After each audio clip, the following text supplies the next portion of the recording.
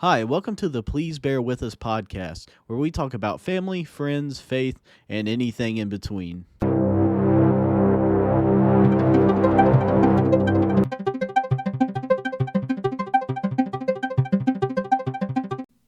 Well, here we are. It has been a hot minute, huh? It has.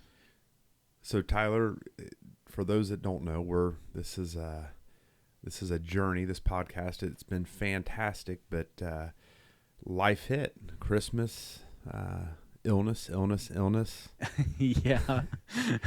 right? I mean, a lot of changes over the last probably 2 months. Yeah, I got the diabetes. He's got the sugar. Yeah. That just means he's a sweet dude. All you ladies listening. Yeah. So, well, we started our morning off today. We ate at a local fine breakfast establishment. They give away these free hats. Really cool, right? Oh, yeah, for sure. So the awful waffle, some would refer to it. But I think the dirtier the better. Yeah, I mean, it all worked out. Maybe that's why the coffee's so brown. Absolutely. It's called, probiotics, some would call it, I think. Just character is the other word. Yeah. Have you seen that there's actually like a coffee company that does it looks like mud. It's or called something. Mud. Yeah, it's called Mud. It's called yeah. Mud. It absolutely looks terribly gross. Yeah. And it's like natural greens and, I'm sure you're ingesting some interesting stuff with that. For real. Yeah. So, life has a way of throwing curveballs. And I think that, our name, right? Please bear with us. This is exactly what we're talking about. But I think where we start today is letting everyone know that we're back. We're committed. We're excited. I think the journey is going to take a little bit of a different angle than we thought it would take. Same concept, right? Yeah, I mean the bear with us part, life happens, and so there's definitely like the issues that we talk about, or whether it be like, hey, we have to take an extended break because life. I mean, one of us had a baby, so he actually can't be with us today, and so he's busy. Just a wee bit. Yeah. Just a wee bit. And kids are fantastic. We've got 3, and our cohort Scott, he's got a couple now, and Tyler not yet. One day. But I think it's been interesting not having the podcast, realizing there's been a void. I've missed it. And Tyler, I'll let you speak for yourself in a second, but I've missed it, and we're doing this podcast not just for others to hear. We want to impact others. We want to, there's the adage, right? We want to change the world. We want to make a difference. And then we want to make a difference for each other and grow relationships with each other. And I think that was the void I missed. And in lieu, or the idea of making a difference, I think there's a great illustration we can share, Tyler. And I don't know if you've ever heard this. Have you ever heard the story of the starfish? Yes, you have mentioned it on a podcast, actually. Did we go through it? Yes. Okay. So we won't talk about the starfish again. We'll edit that part out. Actually, we don't need to edit it. We'll just toss it. We'll toss it because we are making a difference. So for those of you that don't know, the adage or the concept was, and we said it earlier, right? Big storm, starfish washed up on shore, little boy throwing them back in one at a time. Dad looks down and says, son, come on, it doesn't matter. You're not making a difference. Little boy picks up another starfish and says, made a difference for that one. So that is kind of where I am with the podcast. We're going to make a difference with somebody, whether it's each other, or one person that hears one word. But it's awesome to be back. And I really think that's the direction I want to see us go. And, CSGO? No, I'm just kidding. CS:GO. You Yeah, like that, that's right? the video game. Yeah. So Okay. yeah. And then I thought you were playing the words with C, like the starfish, CS:GO. Oh yeah, there's that too. But my mind went video games. Okay. So Tyler, how's it been for you not having the podcast? Obviously, you've had So- life has thrown you some curveballs. Yeah, so I've definitely the podcast not having it in some ways has been nice for me because I've been so up and down with my health. I've had medicine changes. I've been diagnosed with diabetes type 2, and so I was in ketoacidosis for a while, and so my sugar level was like 640 when it should be like 120 tops, and so I struggled with having time for a podcast. So I'm really grateful that we didn't have it because it would have been really kind of taxing. Not it would have been something that I couldn't give the correct time and attention to. So I'm just glad it wasn't there at the time. Mm-hmm. But I did miss it. The camaraderie and the ability to hang out, which I guess is camaraderie as well, but was sorely missed. And so also just there's something about when you get together and it's like there's prayer, there's hanging out with other believers that care about you, that makes a big difference. And I also, as I said, I had med changes. So I went from, I didn't have a ton of med changes for my mental health, but the one change we did make, like I say the doctor and I agreed to, it actually kind of hurt my mental health a little bit. So I had to go and we reversed it and went back onto what I was taking, and the dosage was different. And so, so with the correct dose again, I started getting much better, actually better than I've been in quite a long time. So I'm kind of more peppy now. I have a lot more to say, and it's a lot less slow, I guess is the way to put it. And I was definitely going through phases where my mind is either racing or my mind is slow as a snail. And I kind of found the happy medium, I believe. And so that's really good. And then, so that's kind of what's been up with me. So the podcast, again, like it being off for a little while has allowed me to grow. And unfortunately for the listeners, I wasn't growing with them technically for the last 2 months, but it was needed time off, and hopefully I can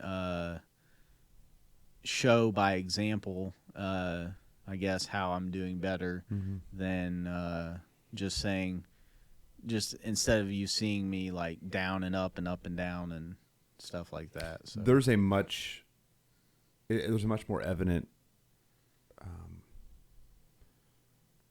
energy with you right now. Like over the last since things have changed with your meds, like you have definitely been more lively. You seem to be much more encouraged. The smile seems much more genuine, and not that it wasn't before. And I don't want people to think, man, Tyler was this down, depressed guy, but he had his moments. We all do. And you know, people have heard Tyler's story, but I think it's just been cool to see really a next step, a change. And I always talk about life being an uphill battle in a good way, right? Like we're always moving toward the goal of doing better, growing, making a difference. and we're always moving up. But as we move up, there's ebb and flows, right? There's going to be peaks and valleys, and I think you kind of got into a valley again there. Yeah. But you're coming out into another little peak here, and you're still moving up, and progress is the key. And I think that's so awesome. For me, we've had a little bit of life. We were one of the, heck, there was probably 4 out of 6 weeks that myself and my wife were sick, and it was just bizarre stuff, weird, nothing bad. We're fine, but colds, the old Rona. No, like third arm or anything. Well, like that growing out of your I back. blame that on my parents. Yeah. So, no, but the Rona, my wife had a bad case of strep throat as an adult, which is just totally bizarre. The flu, I had the flu and the Rona 2 weeks apart. Working in healthcare, that's the first time I've officially tested positive for that. Which is pretty impressive. Yeah, that terrible word that I don't even like to say it. I hate that. I hate the Rona. Yeah. Yeah. So, but it is the first time. So, and then I had one bad day, but when you have one bad day with that, unfortunately, you're not allowed to be around anybody, or you're trying to be respectful of people. And no matter how you feel about the whole illness on its own, right? It's still something we have to respect other people and not not bring that upon them.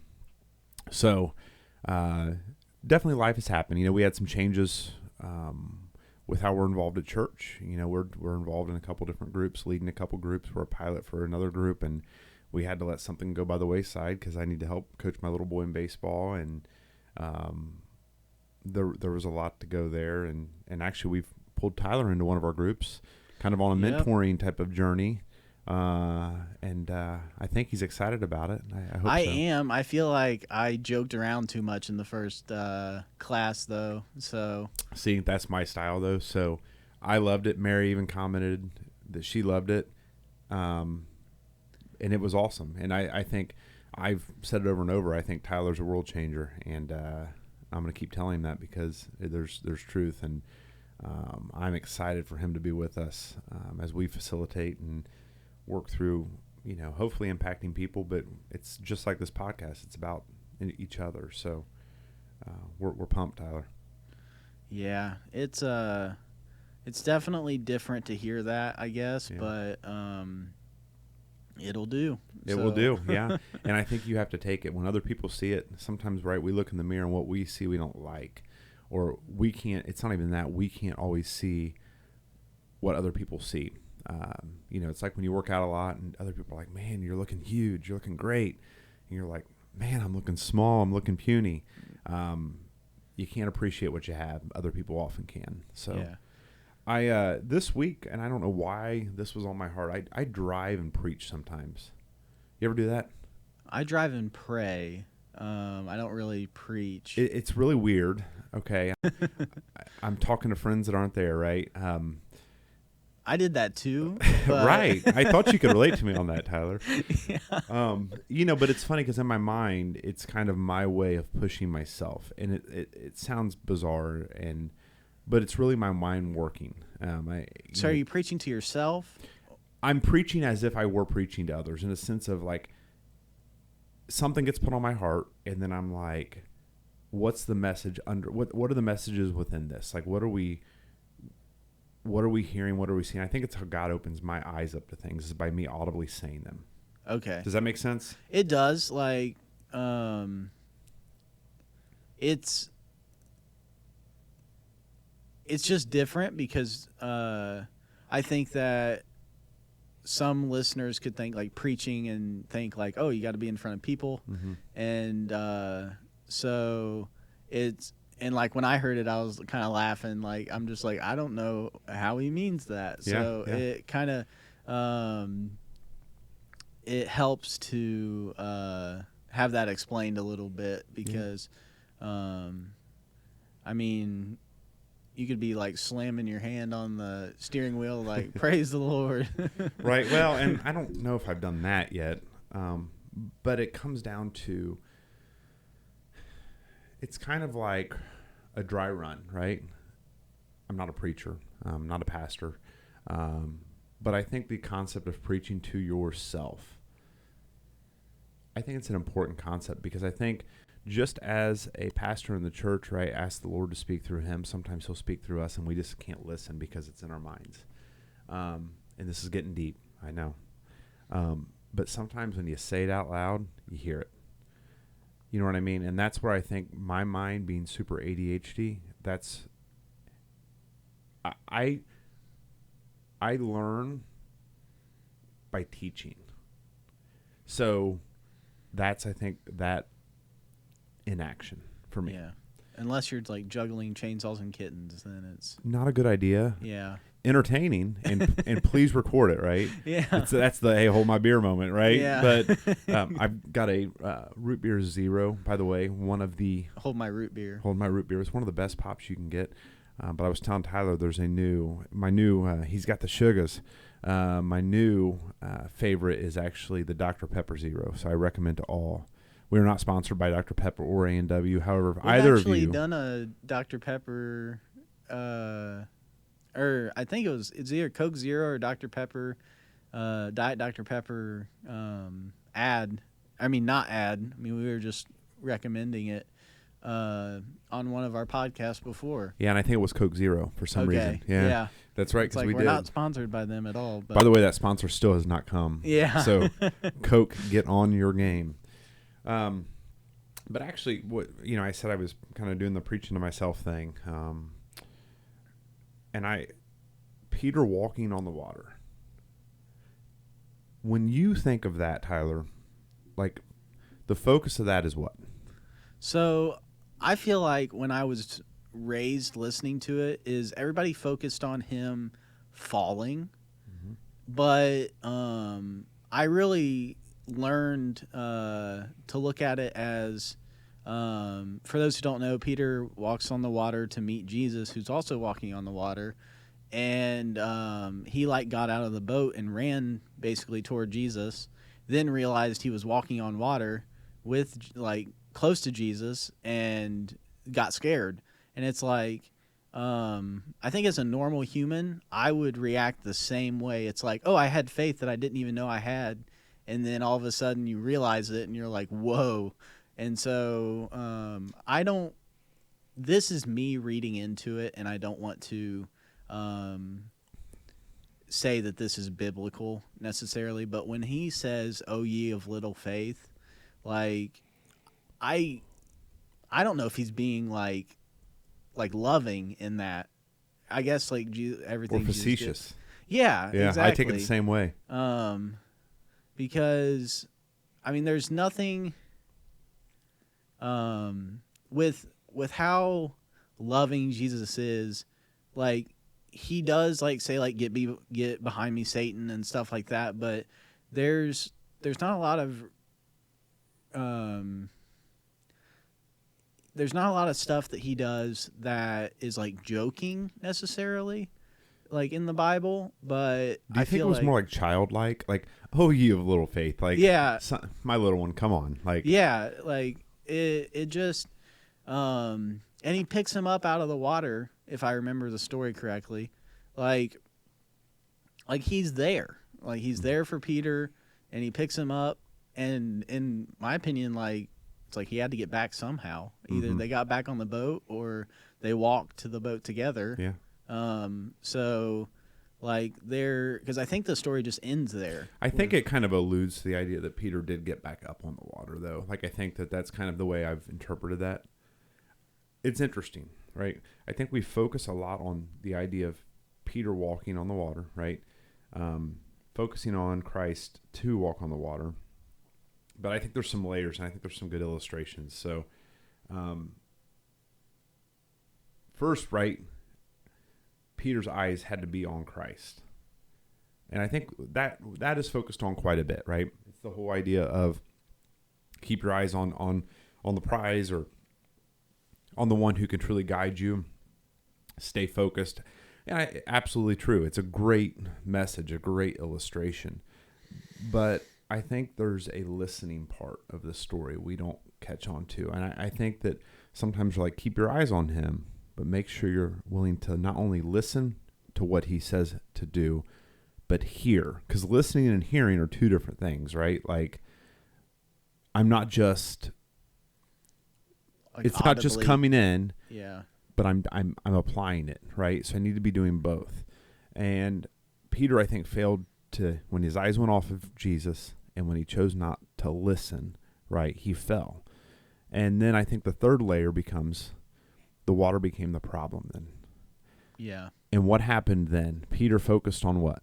The water. Mm-hmm. So the problem became the focus. And I think in life, a lot of times when we get into our dark times, our hard times, we choose not only not to look to Christ or the Bible or hear what he's saying, right? And listen to that, but we really focus in on the problem only. And when that happens, we continue to drown. It's cyclic. And I think that when I really was thinking about this the other day, I just saw Peter just looking at this water and thinking about the water as he was drowning, and almost like a cyclone of water above him, just pulling him under and under and under and funneling down. Right. And it's human nature to focus on the problem. Financial problems right now. We've talked a little bit about, the idea of inflation and things like that. Times are hard. But we can either focus on that, right, which is truly out of our control for the most part, Yeah. or we can get our eyes up, our ears up, and our head where it needs to be. Easier said than done. But does that resonate? Like, I feel like it's a little different path, a little bit more depth into that story. Does that resonate? Yeah, I feel like it does. That is a lot to take out of it, I guess is the way to say it, but you definitely can. I think that's the good thing about biblical accounts and biblical stories is that you are able to see the surface level and look at how it's just like, okay, Peter fell, like, and then you can take it deeper as the whys and the what caused it, and some of it, I mean, it's speculation, but you can make accurate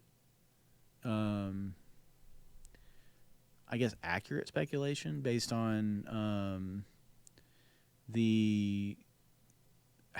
who Jesus is, who Peter is, and it really comes down to, I mean, just faith in general. Yeah, I feel like I've lost my train of thought for a second. So So I think the concept you were at though was, like, I think Scripture has layers, and I think Scripture has meaning beyond the surface. So, right, so bear with me. Please bear with us, right? yeah, I think a lot of times God uses Scripture literally, and figuratively. and we look at the story of the prodigal son, right? That's a what? What kind of story is that, Tyler? That story. It's a parable, right? Yes, So, but there's literal meaning within the parable. absolutely. So I think that there's a lot of Scripture that we can dive into those layers and almost find the parables. Mm-hmm. And I'm not saying they're parables. We know that a lot of these stories are very much so true. But I think that part of that is God speaking through the Word. Because in life in general, right, everything that happens in life, there's a reason, there's meaning. So I do think there's layers. Yep. Some people say layers like an onion. I say those layers are appealing.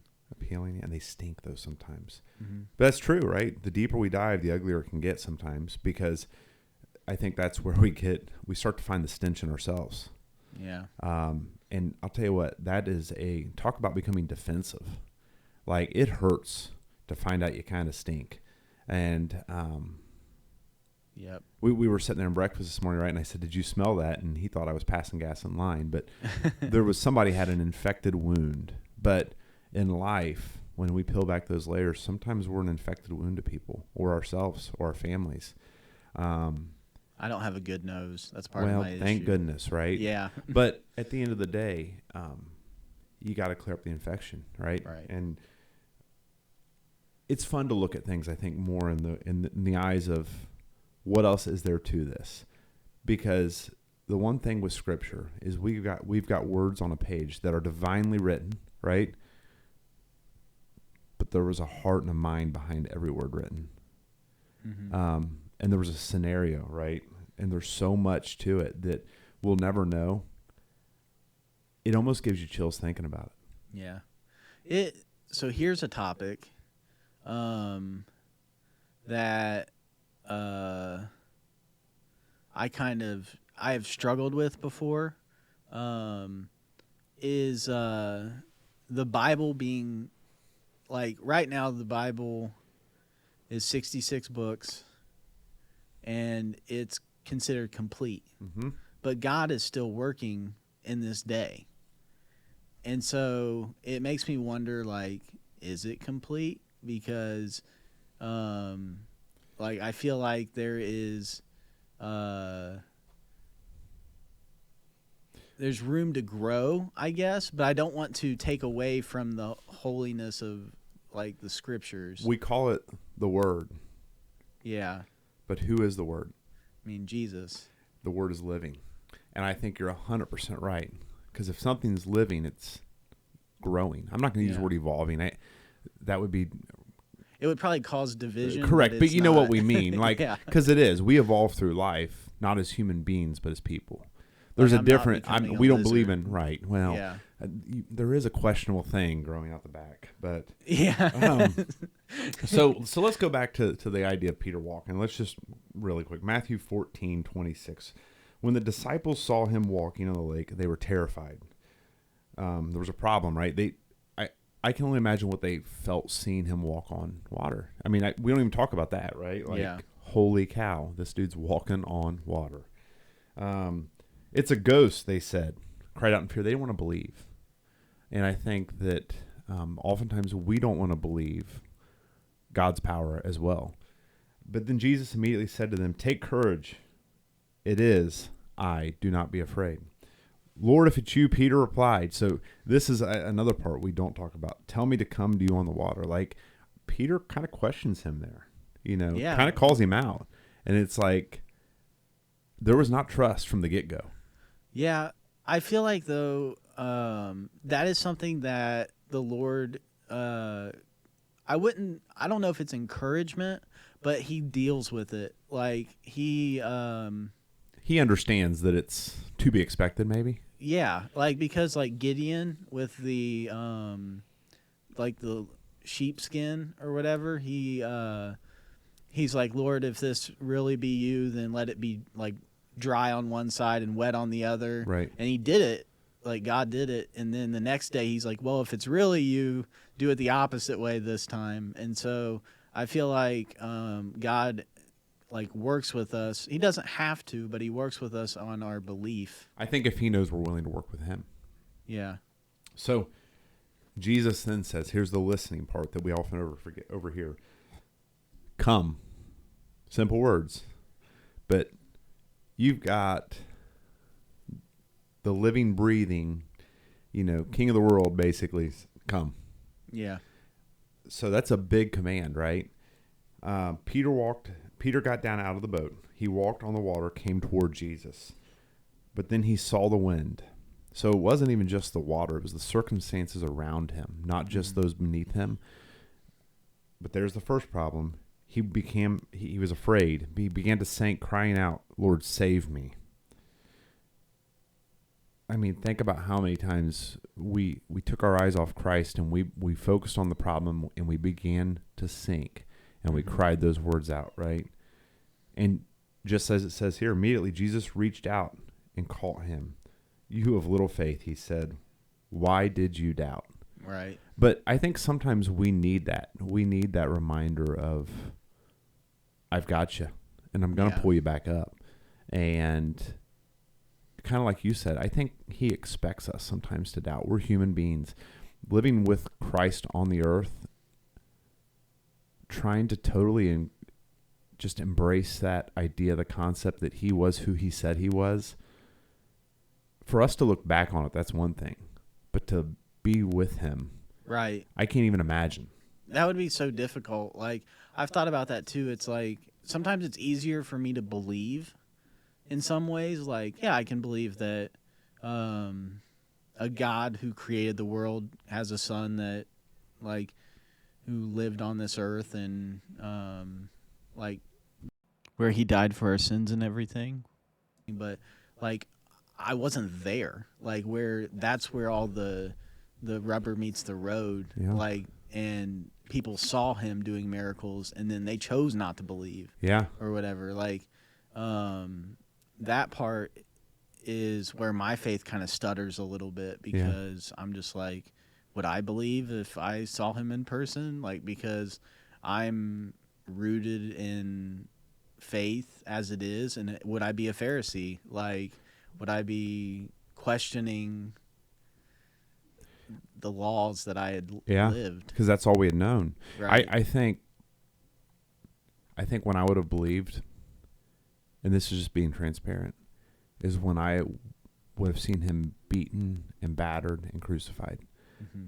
If you think about that, right? I think that was the moment when, talk about having, at the end of the day, at that point, probably having the ultimate faith because it was done, and I mean, the sky turned dark and oh my goodness. like the veil was torn, right? Like that whole concept, a whole other message on its own.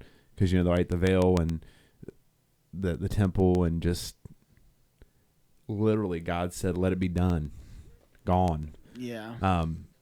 But I think that's when it would have clicked, where it would have been like, this dude was who he said he was, and I kind of knew it, but I definitely know it now, and I'm going to tell everybody. And I think that the faith in action, of which began as, obviously the gospel beginning at that point, right? In action would have been unbelievable to hear, to see, to witness. And then those guys being persecuted, that was not an easy road, but the belief was so strong and so undeniable in their minds, they were willing to die for it. And I think that's a question we always, are you willing to die for your faith today? Those guys were. Mm-hmm. But I think they weren't initially. No, I think it was probably once he was crucified and came back that they're like, wow, how did we ever? It was right in front of us. Yeah, I mean, like, there's the account of, like, him knocking at the door, and people are like, or there's one account where Peter knocks at the door, like, he gets out of prison, and they're like, no, Peter's not out of prison. He's not out. He's in prison. And they're like, Peter's knocking at the door. Mm-hmm. And but in the same way, like, Jesus appears to Thomas and the disciples. I don't even think he knocks at the door. I think he just appears in the room. Yeah. And is with them. And so it just my train of thought is losing today. I'm getting derailed like the trains in Ohio. Well, okay. Did you have any hazardous waste on board or chemicals? Yeah, I know, right? The Oh. Babylon Bee posted and said turtles in Ohio are now starting to pick up martial arts and liking pizza. So if we're going to talk about So- turtles in Ohio, can we no longer have plastic straws? Oh my goodness, is that really happening now? In Florida, you cannot have a plastic. They have like paper, if it's even paper straws, like no straws. Like you order a drink, they're like, sorry, the turtles. And I'm Yeah. like, all right, I thought the lady was messing with me. She was dead serious. Yeah. The sea turtles. So at the end of the day, But we have plastic cups. we do have plastic cups, but we also So- have a song about plastic cups. Red Solo Cup. Yep. Right? That's true. So speaking of songs, and guys, we've totally derailed here again. Yeah. See. But there was a point to that, and I think that I hope we encouraged. It was encouraging to talk about it, and but we were talking about songs, and I'm drinking coffee on the way back from breakfast, and Tyler makes the comment, I don't typically drink and drive, but I do the watermelon crawl. The ironic part of that was literally right as I pulled up to his house this morning, the country song Watermelon Crawl was on the radio. And I had not heard it in so long, I was chuckling because it was like, this has been a long time. So And there I am referencing. And there it. Tyler is referencing the Watermelon Crawl. I did not listen to the radio this morning. I hardly ever listen to the radio in general. Really? Really. I enjoy music. I don't listen to it as much as I probably should because I always find something in music. Like I feel like it can be a great encourager, a great de-stressor.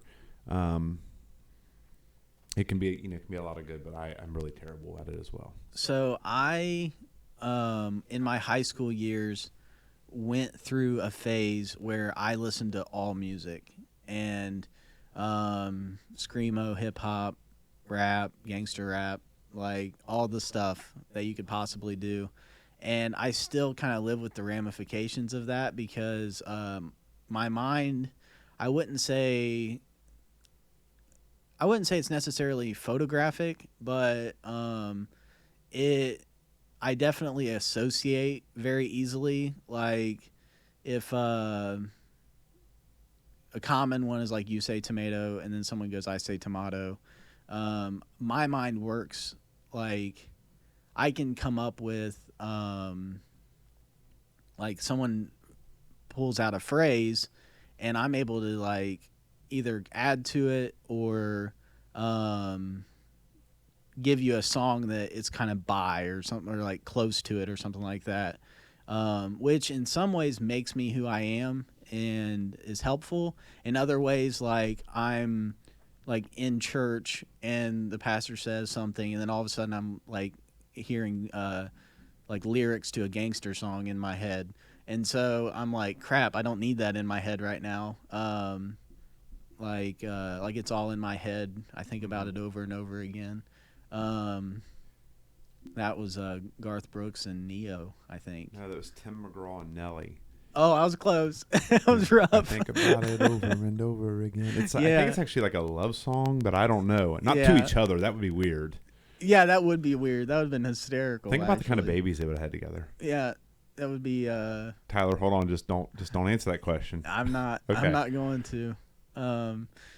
Don't start something if you're not going to finish it, though, Joey. No, I'm just kidding. But then there was another good song, "Don't Stop Believing," right? Yeah. So. But yeah, so I have that problem, and the problem also sticks with me because when I try to lay, like if I'm going to bed, I will lay down and then all of a sudden my mind starts racing and it's like music and stuff like that I don't really like. If I'm playing video games or if I'm talking to somebody, my mind is normal. But then if I lay down and try to go to sleep, my mind's like 100 miles an hour. And I've heard that's with other people too. Mm-hmm. Like not necessarily people that are just like my condition of bipolar or anything like that.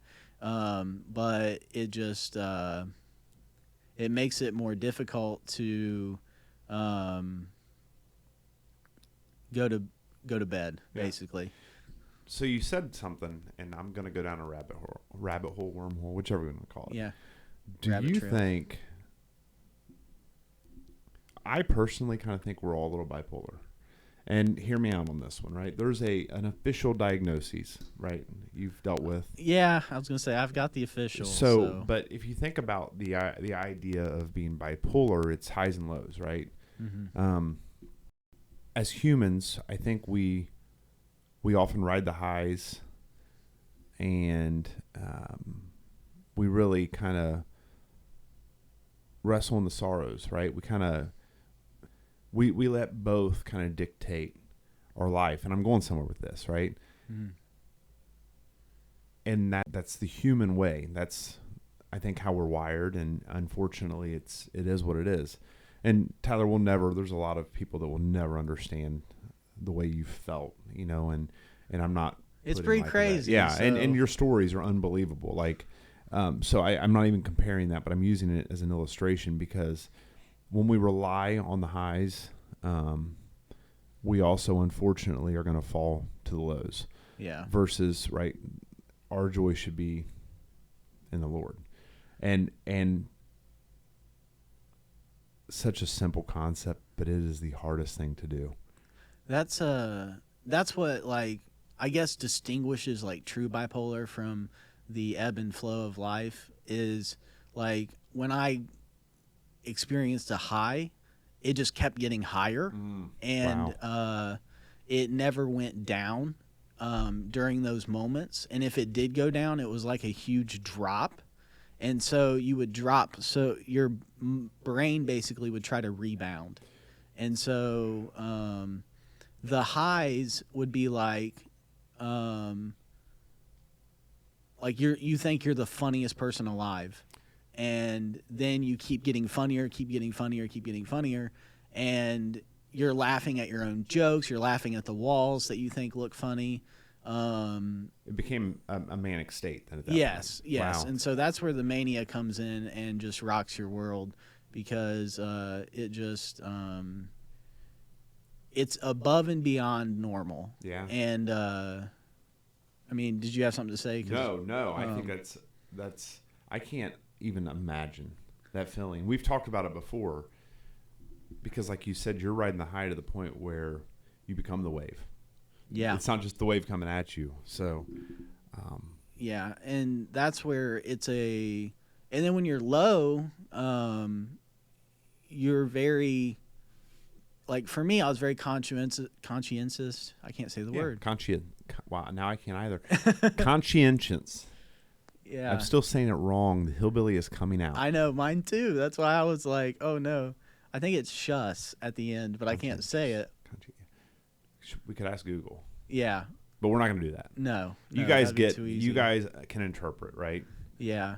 So conscience. Is that a new type of science? Is that like a new Scientology? Maybe. We'll ask Tom Cruise to jump off our couch later.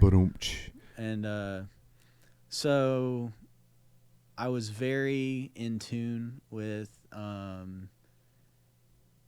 the depression, and I would rather be depressed than manic. Like that is so mania feels that bad. It's probably scary, I'd imagine, overwhelming. It is, because it overrides your train of thought. So sense of rationality is gone, right? Yes. Okay. And so you could be like, I mean, it gets scary because you're like, I can fly and I'm going to jump off this bridge. And you really think like you're going to fly. And you may have cardboard wings on, and that's your reality. And that's what's scary, is whether the bridge is 3 feet tall. Hopefully it is. Or if it's not, like you, sometimes you don't have that option to think it out, that rationale. Sure. And so that's what, like, I'm praying and hoping that, like, I'm on the right medicine now, and that mania never happens again. Yeah. And so I am very conscious of that. I can't say conscientious. No, but I can we've say tried conscious. that. We've developed a new science though today. Yeah. You know, I think I brought that up because I think sometimes people do feel like it's mind over matter, but with people who are truly sick. Now, whether this is being medically, I was gonna say, I'm sick, medically like, or psychologically sick, Yeah. right? It's not that they're, first off, the word psychosis or being psychotic, there's a difference. There's points where someone who is diagnosed can become into a state of psychosis, right, or become psychotic. But there's also folks who are not diagnosed that can go through those states. But I think in general, people use that term of well, he's psychotic. No, he's not psychotic. He's mentally ill. But yeah, it's the stigma's kind of the stigmas are terrible, Yeah. and the system is terrible. But you know, what I will say, and I think that Tyler would agree with this, is Tyler is living proof that it can be overcome. Now, like Tyler said, he can never imagine himself not on medicine, but he is setting an expectation and understanding that he might always have to be on medicine, which is fine, right? Yeah, I mean, it's just like, for me, I used to say it's like someone with diabetes, they always had to be on insulin. So now I have diabetes and and the Well, bipolar depression. you were diagnosed with the diabetes, and it was funny because for so long you're like, man, I'm just tired and I'm thirsty all the time. We thought it was just your meds, and well, Yep. sure enough, it was just your sugar, which is a normal thing. So, you know, I think that's just another example of if we choose to see the good in things, like you got resolution to some problems you didn't know you had, right? Right. Through the diagnoses. And so I feel much better. I mean, there's still times where I feel a little bit like, I guess the word would be like nauseous. And it's like it kind of brings back the like old times before I was taking diabetic medicine. I'm like, oh man, I feel nauseous right now, but overall I get through it, and so it's okay. And but the bipolar, it's a little different because the bipolar, every day I'm checking boxes, and I'm like, okay, am I feeling good today? Am I able to manage my bipolar as it is? Am I hallucinating today? Like I'm grown to a point where I can question myself. Sure. Whereas before, like 2 years ago and stuff, the questions I had were, I'm not bipolar. I'm just. You were still in denial in a sense, but you could. Part of that was, I think, the lack of rationality, where you couldn't even comprehend it. Right. It was, and it's like I'm just bipolar. I'm making, or it's like I don't know if I'm bipolar, but I'm just making decisions based off my gut, and so it also happened to be like I would give people like spontaneous giving and expensive giving. I definitely had like symptoms, but I didn't think I had symptoms, and so there was just so many like lack of rationale that ended up being the downfall. But I'm in some ways like I'm so glad I had a downfall, because now I bounced back, and I mean, I spent time in a mental health institute, and it just it wasn't good. Like it was needed for a time, and then I feel like I got better after a while, and then it wasn't needed, and I was still there for a little bit, and then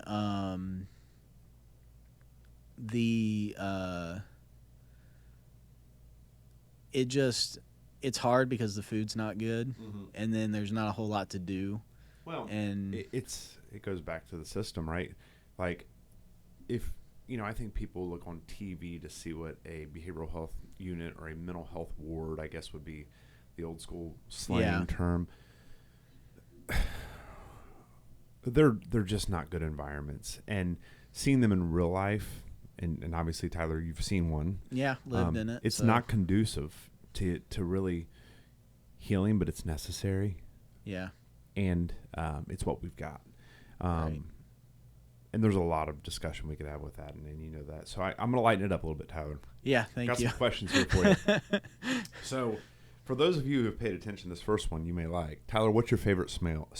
Not smell. Smell is a new word we learned out here in Township, but what's your favorite smell? Oh, goodness. Now, believe this is coming from the guy that says he can't smell. That's why I'm asking this question. Yeah, I know. Like, I like... so maybe we should describe this in candles. Okay. So we've got Mr. Yankee Candle here. Yeah. And I like a fall. I would say I don't know like what a it's fall called. harvest, like kind of fall spices. Yes, fall spices. Okay. It's good smells. And like caramels. Yeah. Okay. Or caramels, whatever you call it. See, it's interesting. Like I love the fall into the winter scents, like the fall spice, the like campfire. Yeah, there you go. I even like the wintry pine, like subtle, not straight on like pine, but subtle. But I've got some interesting ones. My wife and I both have these a little bit in common. The smell of gasoline kind of is a weird one to Yeah. me. I wouldn't have a candle burning that smell, but No. it's kind of like, my wife especially, the smell of skunk. No way. Yeah, I think and I even had a little bit of those thoughts. I'm like, I don't know why that is. Like, I think because it's just Pot so smoking. distinct. No, I'm Yeah, just well, yeah, the devil's grass. So, right? They smell about the They same. smell very similar, but one's a little more natural, Yeah. So, my next question is this, and this one's a little bit more serious. What is the best advice someone has ever given to you? Ooh. That that's hard because I feel like I've grown up with a lot of like teaching and preaching, and so it is how would like I feel like the advice wasn't like sat down and just given Sure. to me. It was more like what have I picked up over the course of years and years of the teaching and preaching, and like for me it's like forgiving yourself.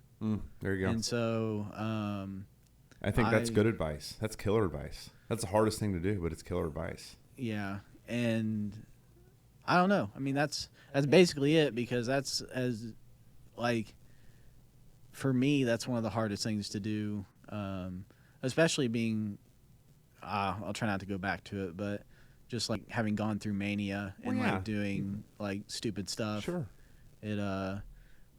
It's very difficult to forgive. You're like, how'd I do that? And then you're like, well, crap, I did do that. So You're not alone on that. Just for Yeah. the record, whether no matter what you've battled with, what it's in your past and what's going to be in your future, that's normal.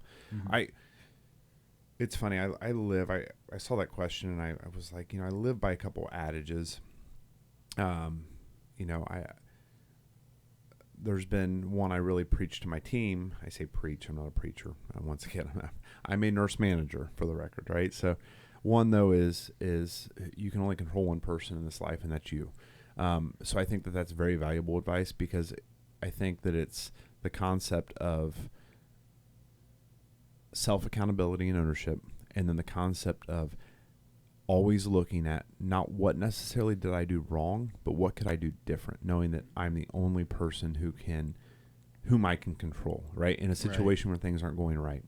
The second piece, and the one that really, when I first thought of the question, really jumped to me, I was in an interview, and these leadership interviews, they're always like sneaky. You don't know who's going to show up. Like you're going to come into a room and there's going to be 8 managers sitting around the table and they're going to blast you with questions. So I had one that was, oh, you're going to meet with your medical director and or the medical director at the time, not mine. Okay, great. I walk into the room. There's the medical director, the CEO, the CFO, the CNO, and 2 other directors. Okay, so we're talking pretty high-level folks making hundreds of thousands of dollars a year. Yeah. And I'm like, oh, boy. So I remember I kind of was like, well, howdy, because that's just how I talk, right? Like, and I sat down and I start to go through this interview, and I start to answer a couple questions, and the CEO raises his hand, and he stops me. And I'm like, oh, no, what did I do? Mm-hmm. And he goes, I'm going to stop you right there. And now I'm thinking I'm done. I'm not getting this job. Yeah. He goes, I'm going to give you some advice.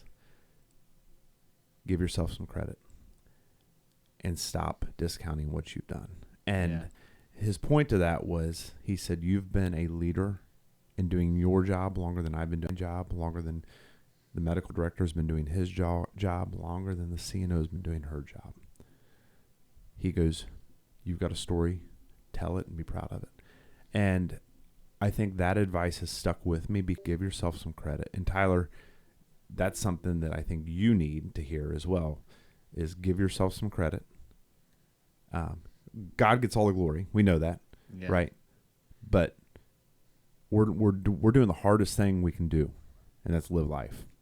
And you have to be willing to give yourself a little bit of credit, understanding where the credit comes from, right? Who gives us the strength? but give yourself some credit and don't discount what you've done and what you're doing, because each starfish you throw back, you're making a difference. So with that, guys, we'll close out today. I want to encourage everyone, please leave us some feedback and some comments about what you want to hear as we move forward.